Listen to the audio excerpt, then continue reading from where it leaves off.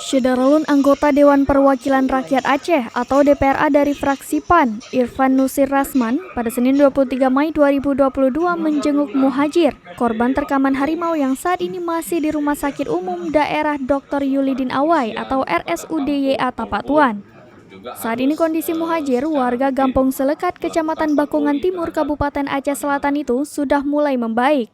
Irfan Nusir mendengar langsung cerita yang dialami Muhajir saat harimau Sumatera atau Panthera tigris Sumatera menerkam dirinya di kebun cabai miliknya tersebut. Kepada Irfan Nusir, Muhajir mengaku tidak melakukan perlawanan ketika harimau tersebut menerkamnya. Ia hanya berusaha menyelamatkan diri dengan cara memanjat pohon kemiri yang berada di lokasi kebunnya itu. Muhajir menceritakan saat itu ia terus berusaha memanjat pohon. Namun, karena sempat terpeleset, akhirnya harimau berhasil menerkam kaki sebelah kanannya.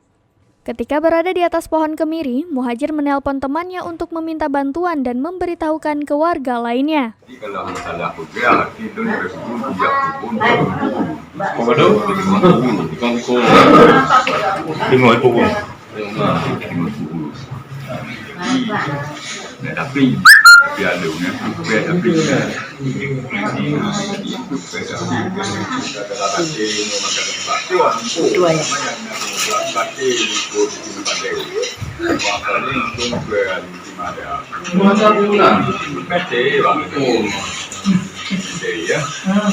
Termasuk aparat kepolisian kepada Pamhut, Polhut juga harus secara rutin melakukan patroli terhadap di mana keberadaan harimau-harimau yang ada di kedua pegunungan ini.